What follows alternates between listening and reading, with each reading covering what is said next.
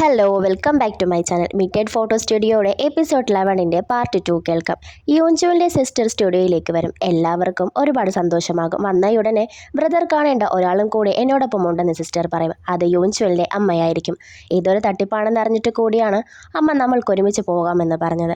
ഒരു തെറ്റും ചെയ്യാത്ത എൻ്റെ ബ്രദർ ഈ ലോകത്തിൽ നിന്നും പോകാതെ വളരെ വിഷമത്തിലായിരിക്കുമെന്ന് അമ്മ പറഞ്ഞത് കൊണ്ടാണ് വന്നതെന്ന് സിസ്റ്റർ പറയുമ്പോൾ, ഈ സ്റ്റുഡിയോയിലെ മറ്റാരെയും വിശ്വസിച്ചില്ലെങ്കിൽ പോലും നിനക്ക് എന്നെ വിശ്വസിക്കാം, കാരണം ഞാനായിരുന്നു യൂൻജുവിൻ്റെ കേസിലെ പ്രോസിക്യൂട്ടർ എന്ന് ഹാൻ പറയുമ്പോൾ സിസ്റ്റർ ഒന്ന് സർപ്രൈസ്ഡ് ആകും.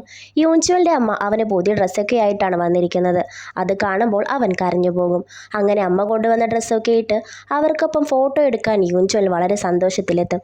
ആദ്യത്തെ ഫോട്ടോ എടുക്കുന്നതും അവർക്ക് അവനെ കാണാൻ സാധിക്കും. അമ്മയ്ക്കും സിസ്റ്ററിനും അവരുടെ കണ്ണുകളെ വിശ്വസിക്കാൻ കഴിയുന്നുണ്ടായിരുന്നില്ല. അമ്മ മകനെ കണ്ട സന്തോഷത്തിൽ ഒരുപാട് കരയും. യൂൻജുവൽ സിസ്റ്ററിനോട് ഞാനൊരു തെറ്റും ചെയ്തിട്ടില്ല, എന്നാലും ഞാൻ കാരണം നിന്റെ ജീവിതം ഇല്ലാതായല്ലോ എന്നൊക്കെ പറഞ്ഞ് ക്ഷമ പറയുമ്പോൾ, ഞാനാണ് ആ എൻഗേജ്മെൻറ്റ് ബ്രേക്ക് ചെയ്തതെന്ന് ഇവൾ പറയും. എന്നെയും എൻ്റെ കുടുംബത്തെയും കിട്ടുന്ന അവസരങ്ങളിലെല്ലാം അയാൾ തരം താഴ്ത്തി സംസാരിക്കുന്നത് കൊണ്ടാണത്.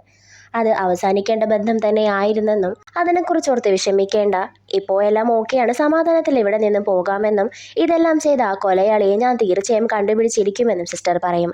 യൂൻജുവിൻ്റെ അവസാന ഫോട്ടോ എടുക്കുന്നതിന് മുന്നേ ഹാനോട് അവന് വേണ്ടി ചെയ്ത എല്ലാ കാര്യങ്ങൾക്കും അവൻ നന്ദി പറയും. എത്ര ടൈം എടുത്താലും ലീ ഹ്യൂങ്ങിനെ കൊണ്ട് നിന്നോട് ഞാൻ മാപ്പ് പറയിപ്പിച്ചിരിക്കും, അതുകൊണ്ട് സമാധാനമായി പൊയ്ക്കോളാൻ ഹാനും പറയും. ഫോട്ടോ എടുത്തതും യൂൻജുവൽ ആഫ്റ്റർ ലൈഫിലേക്ക് പോകും. അവർക്ക് ഒരു ഫോട്ടോയും ലഭിക്കും. അവിടെ നിന്നും ഇറങ്ങും നേരം യൂൻജുവലിൻ്റെ സിസ്റ്റർ അവന് വേണ്ടി ചെയ്യാൻ കഴിയുന്ന കാര്യങ്ങളൊക്കെ എന്തൊക്കെയാണെന്നും അതിനുള്ള ഹെൽപ്പ് എല്ലാം ഹാനോട് ചോദിക്കും. സ്റ്റുഡിയോയിലേക്ക് തിരിച്ചു വരുന്ന ഹാൻ മുന്നത്തെ സ്റ്റുഡിയോ ഓണേഴ്സിൻ്റെയൊക്കെ ഫോട്ടോസ് നോക്കി, ഞാൻ ഇതുവരെ ശ്രദ്ധിച്ചില്ലായിരുന്നു, പക്ഷേ ഇവരുടെ എല്ലാം മുഖത്ത് വളരെ വിഷമമാണല്ലോ കാണുന്നതെന്ന് ഹാൻ പറയും. ഞങ്ങളാരും ഇതേപോലെ ജനിക്കേണ്ടവർ ആയിരുന്നില്ല. ഒരു ക്യാമറ മോഷ്ടിച്ച് മരിക്കാൻ പോയ ഒരാളെ രക്ഷിച്ചു.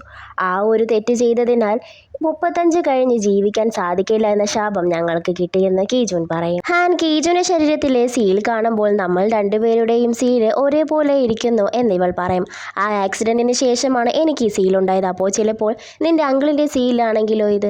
ആ ക്യാമറയും കൊണ്ടല്ലേ നിന്നരികിലേക്ക് ഞാൻ പിന്നീട് വന്നത്. ചിലപ്പോൾ ഞാൻ ഈ സീൽ കാരണമാണ് ഇപ്പോഴും ജീവിക്കുന്നതെങ്കിലോ എന്നൊക്കെ ഹാൻ ചോദിക്കും. അതും പോസിബിൾ ആണ്, ഞാൻ അത് ചിന്തിച്ചതുമാണ്, പക്ഷേ എന്ന് പറഞ്ഞു തുടങ്ങിയതും പക്ഷേ എനിക്കൊന്നും ഓർമ്മയില്ലാത്തതിനാലാണ് എന്നോട് ഒന്നും ചോദിക്കാതിരുന്നതെന്ന് ഹാൻ പറയും. അതെ, കാരണം അതൊരു പെയിൻഫുള്ളായ ഓർമ്മകളാണ്. അത് വീണ്ടും നിന്നെ കൊണ്ട് ഫോഴ്സ്ഫുള്ളി ഓർമ്മിപ്പിക്കാൻ എനിക്കാവില്ല എന്ന് കീജുൻ പറയുമ്പോൾ, പക്ഷേ ഞാൻ തീർച്ചയായും ഓർമ്മിക്കാൻ ശ്രമിക്കും.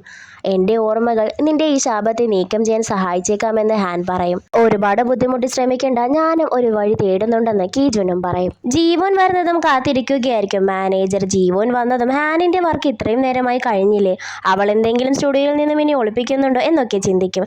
കീജുവിനെയും ഹാനിനെയും കൂടെ കാണുന്ന ജീവൻ എല്ലാ രാത്രിയിലും വർക്ക് ചെയ്യുകയാണെന്നും തെറ്റിദ്ധരിപ്പിച്ച് അവർ ഡേറ്റിംഗ് ചെയ്യുകയാണെന്ന് ഇവൾ സ്വയം പറയുമ്പോൾ, ഇത് കേട്ട മാനേജർ അങ്ങനെയൊന്നുമല്ല, സേഫ് സോൺ കാരണമാണ് അവരിങ്ങനെ അടുത്തിരിക്കുന്നതെന്ന് ഇവൻ പറയും. അവർ ശരിക്കും പ്രണയത്തിലാണ്. ഇതിനിടയിൽ അവരുടെ കിസ്സും കഴിഞ്ഞ് കാണുമെന്ന് എനിക്ക് ഉറപ്പാണെന്ന് ജീവൻ പറയും. ഇതൊക്കെ കാണുമ്പോഴാണ് ഞാൻ ഇപ്പോഴും സിംഗിളാണെന്നുള്ള കാര്യം ഓർക്കുന്നത് തന്നെ. എന്തായാലും നാളെ മുതൽ ബ്ലൈൻഡ് ഡേറ്റിനുള്ള കാര്യങ്ങളൊക്കെ ചെയ്യണം എന്ന് പറഞ്ഞുകൊണ്ടായിരിക്കും ജീവനകത്തേക്ക് കയറുന്നത്. എന്നാൽ ഇതൊക്കെ കേട്ടുകൊണ്ട് വളരെ വിഷമിച്ചിരിക്കുകയായിരിക്കും മാനേജർ. പിറ്റേന്ന് തന്നെ പൊസസിങ്ങിലൂടെ ഡേറ്റിങ്ങിന് വേണ്ടിയിട്ടുള്ള ഡ്രസ്സൊക്കെ മാനേജർ പർച്ചേസ് ചെയ്യും. കീജുൻ ആണെങ്കിൽ ഈവിൾ സ്പിരിറ്റിൽ നിന്നും രക്ഷ നേടാൻ അവൻ്റെ ഓട്ടത്തിൻ്റെ സ്പീഡ് കൂട്ടാനുള്ള ശ്രമത്തിലാണ്. എനിക്കിപ്പോൾ ഓടുന്നതിനേക്കാൾ കൂടുതൽ സ്പീഡിൽ ഓടണം, എന്നാലേ സ്റ്റുഡിയോയിലേക്ക് ഈവിൾ സ്പിരിറ്റിനെ എനിക്ക് ലീഡ് ചെയ്യാൻ സാധിക്കൂ എന്നിവൻ പറയുമ്പോൾ, അതെന്തിനാണെന്ന് ഹാൻ ചോദിക്കും. രക്ഷപ്പെടാൻ ഞാനൊരു വഴി ആലോചിച്ചിരിക്കുകയാണ്. മറ്റ് ഫോട്ടോഗ്രാഫേഴ്സിൽ നിന്നും എന്നെ മാറ്റി നിർത്തുന്ന 3 ഘടകങ്ങളുണ്ട്. അത് നീയും മാനേജറും നാംകുവുമാണ്. ഇതുപയോഗിച്ച് സ്റ്റുഡിയോയിലേക്ക് ഈവിൾ സ്പിരിറ്റിനെ ഞാൻ ആകർഷിക്കുകയും സ്റ്റുഡിയോ എന്നെ പ്രൊട്ടക്റ്റ് ചെയ്യുമ്പോൾ മാനേജറും നാംകുവും സേഫ് സോണും എന്നെ ഹെൽപ്പ് ചെയ്യുന്നു. ആ ഒരു ടൈമിൽ തീർച്ചയായും ഈവിൾ സ്പിരിറ്റിനെ സ്റ്റുഡിയോയിൽ നിന്നും നീക്കം ചെയ്യുമെന്ന് കീജുൻ പറയും. പക്ഷേ നീ ഇതിനു മുമ്പേ ഇതൊന്നും ട്രൈ ചെയ്യാത്തത് എന്താണെന്ന് ഇവൾ ചോദിക്കുമ്പോൾ, കാരണം എൻ്റെ എല്ലാ ശക്തിയും ഉപയോഗിച്ച് എനിക്ക് ജീവിക്കേണ്ടായിരുന്നു. എന്നാൽ ഇപ്പോൾ അങ്ങനെയല്ല, എനിക്ക് സേഫ് സോണ് കൂടിയേ തീരൂ, എനിക്ക് നിന്നെ വേണമെന്ന് പറഞ്ഞ് ഹാനെ കീജുൻ നോക്കുമ്പോൾ കീജുന് ഒരു മെസ്സേജ് വരും. മെസ്സേജ് കണ്ടത് അവൻ മാനേജറിനെ വിളിച്ച് അലറും. കാരണം മാനേജർ ഷോപ്പ് ചെയ്തത് കീജുവിൻ്റെ കാർഡ് ഉപയോഗിച്ചായിരുന്നു. ഇത്രയും ക്യാഷ് ചിലവഴിച്ചതിനാൽ മാനേജറിനെ നിർത്തിപ്പൊരിക്കുകയായിരിക്കും കീജുൻ. ഹാൻ അവിടേക്ക് വന്ന് ആഹാ അടിപൊളി ഡ്രസ്സാണോ എന്നൊക്കെ പറയും. ഇത് കേട്ട് മാനേജർ ഇവിടെയുള്ള മറ്റാരെയും പോലെയല്ല, നിനക്ക് നല്ല ടേസ്റ്റ് ആണെന്നൊക്കെ പറയും. ഇവൻ ജീവുവിനെ തിരക്കുമ്പോൾ അവള് ലേറ്റായിട്ട് വരികയുള്ളൂ, അവൾക്ക് വർക്ക് ഡിന്നർ ഉണ്ടെന്ന് ഹാൻ പറയും. ഇവിടെ ജീവുവിൻ്റെ മുതലാളി അടിച്ച് ഫിറ്റായി 4 കാലിലാണ്. ജീവുവിനോട് അയാൾ ഇന്നത്തെ എൻ്റെ ഡ്രൈവറാകാൻ പറഞ്ഞ് അവൾക്ക് കാറിൻ്റെ കീ എറിഞ്ഞു കൊടുക്കും. എന്നാൽ അവൾ ചിരിച്ചുകൊണ്ട് ആ താക്കോൽ തിരിച്ചു കൊടുത്ത് പോകാൻ ഒരുങ്ങുമ്പോൾ ഇയാൾക്ക് ഭയങ്കരമായി ദേഷ്യം വന്ന് ഇതുകൊണ്ടാണ് രോഗികൾക്ക് ജോലി കൊടുക്കരുതെന്ന് പറയുന്നത്. നിനക്ക് ക്യാൻസർ എന്നല്ലേ പറഞ്ഞത്? എത്രാമത്തെ സ്റ്റേജിലാടി നീ ഇപ്പോൾ?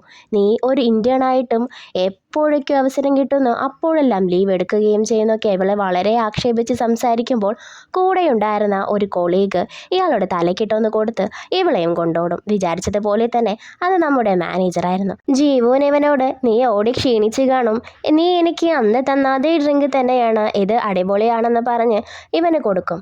അവൻ്റെ പോക്കറ്റിൽ എന്തോ ഒന്ന് ഇവൾ വയ്ക്കുകയും ചെയ്യും. കഫേയിലെ ഒരു പാർട്ട് ടൈമറാണ് എനിക്കിത് തന്നത്, നിങ്ങളല്ല എന്ന് പറഞ്ഞ് ഇവനെ നീ പൊസസ് ചെയ്തതല്ലേ, മറ്റൊരാളുടെ ശരീരത്തിലെ ഒരു ഗോസ്റ്റ് അല്ലേ നിങ്ങൾ എന്ന് ചോദിക്കുമ്പോൾ വളരെ ഷോക്കായി ഇത് നിനക്ക് എങ്ങനെ മനസ്സിലായി എന്നിവൻ പതറിക്കൊണ്ട് ചോദിക്കും. ഞാൻ കുറച്ചു മുന്നേ നിന്റെ പോക്കറ്റിൽ ഒരു സാധനം വെച്ചിരുന്നു, അതിനെ ഗോസ്റ്റിനെ ട്രാപ്പ് ചെയ്യാനുള്ള ഒരു പവറുണ്ട്. അതിനർത്ഥം നിങ്ങളിപ്പോൾ ആ ശരീരത്തിൽ കുടുങ്ങിക്കിടക്കുകയാണ്. ഇനി പറ, നിങ്ങളല്ലേ ആദ്യം എന്നെ വളരെ ഹറാസ് ചെയ്ത് ഇപ്പോൾ ഹെൽപ്പ് ചെയ്തുകൊണ്ടിരിക്കുന്നത്? നിങ്ങൾ സിയോങ് ഹോയല്ലേ എന്നിവൾ ചോദിക്കുമ്പോൾ ഇവൻ്റെ പൊസസിങ് ടൈം തീരാറായ അലാം അടിക്കും. എന്നിട്ട് പോലും അവൻ ആ ബോഡിയിൽ നിന്ന് മാറാൻ കഴിയുന്നുണ്ടായിരുന്നില്ല. ഞാൻ 10 മിനിറ്റിനുള്ളിൽ ഫ്രീ ആകേണ്ടതാണല്ലോ എന്നിവൻ പറയുമ്പോൾ വെറും 10 മിനിറ്റ് മാത്രമാണോ നിനക്ക് പൊസസ് ചെയ്യാൻ സാധിക്കുന്നതെന്ന് ഇവൾ ചോദിക്കും.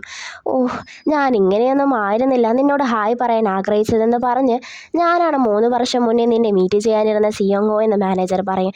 ജീവുവിന് ഡൗട്ട് ഉണ്ടായിരുന്നെങ്കിലും അത് കേട്ടപ്പോൾ ഇവൾ പെട്ടെന്ന് ഷോക്കാകും. അല്ല, നീ എന്താ ഇവിടെ ചെയ്യുന്നത്? നീ എന്തിനാ എന്നെ ഹെൽപ്പ് ചെയ്യുന്നതെന്നൊക്കെ ഇവൾ ചോദിക്കുമ്പോൾ നീ മാത്രമാണ് അന്ന് എനിക്ക് വേണ്ടി ഉണ്ടായിരുന്നത്, അതുകൊണ്ട് ബ്ലൈൻഡ് ഡേറ്റിനൊന്നും പോകരുത്.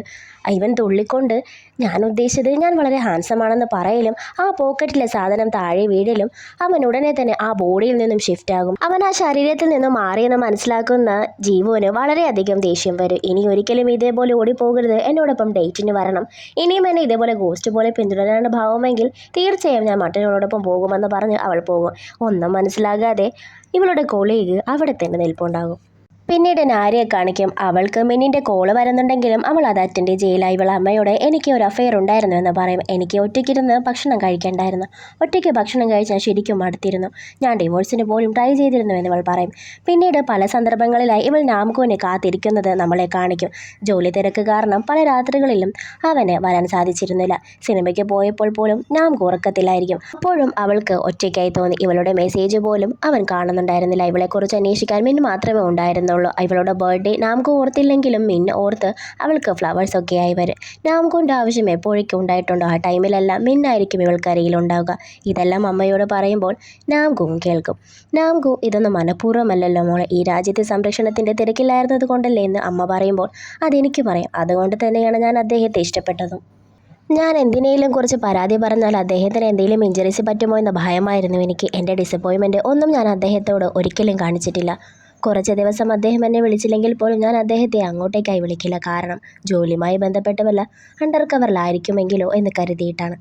എന്തെങ്കിലും സംഭവിച്ചാലോ എന്ന ഭയമായിരുന്നു എനിക്ക്. അതുകൊണ്ട് ഞാൻ ഒന്നും അറിയിച്ചില്ല. ഞാൻ സ്ട്രഗിൾ ചെയ്തപ്പോഴും വയ്യാതിരുന്നപ്പോഴും ഹാപ്പി ആയിരുന്നപ്പോഴും ഞാൻ ഒറ്റയ്ക്കായിരുന്നു.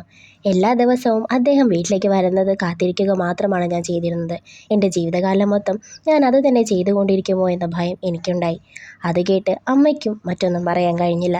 നാംകുവിനും അതേ അവസ്ഥ തന്നെയായിരുന്നു. സ്റ്റുഡിയോ കാണിക്കും. കേസിനെ കുറിച്ചുള്ള ഡിസ്കഷനിലായിരിക്കും എല്ലാവരും. വെക്കേഷൻ ഹോമിൻ്റെ ഓണർ സിയോങ് സോയിനെ കുറിച്ച് ഹാൻ ചോദിക്കുമ്പോൾ അയാളെക്കുറിച്ച് അന്വേഷിച്ചു കൊണ്ടിരിക്കുകയാണെന്ന് കീജോൻ പറയാം.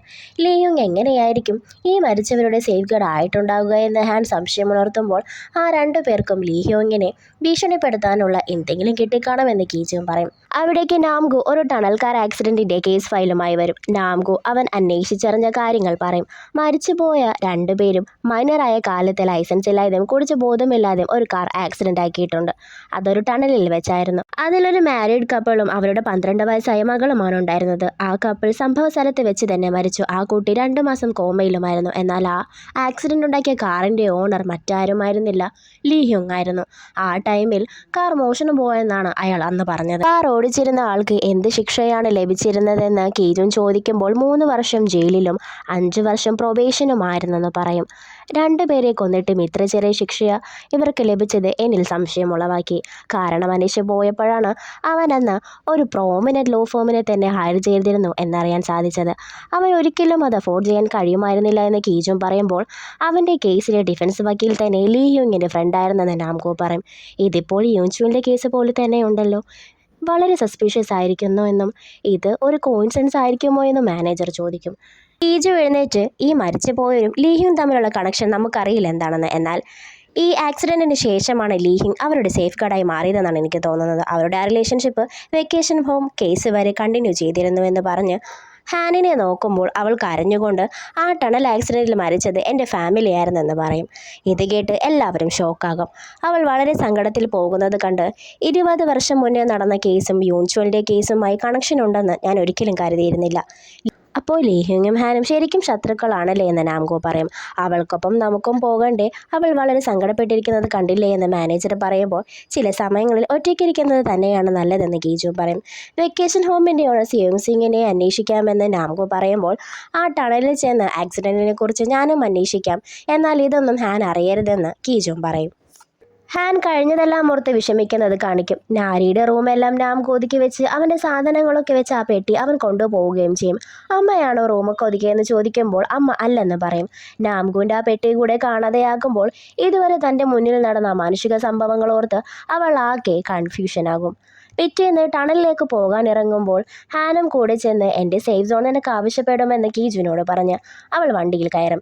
ഇവൻ എത്ര വേണ്ടെന്ന് പറഞ്ഞിട്ടും അവൾ അത് കൂട്ടാക്കിയില്ല. ഇവർ പോകുന്നത് കാണുന്ന ഉടനെ തന്നെ അവിടെ ഉണ്ടായിരുന്ന ഓഫീസർ ലീ കീജുവിൻ്റെ മുറിയിലേക്ക് ചെല്ലും. എന്നാൽ ആ റൂം ക്ലോസ്ഡ് ആയിരിക്കും.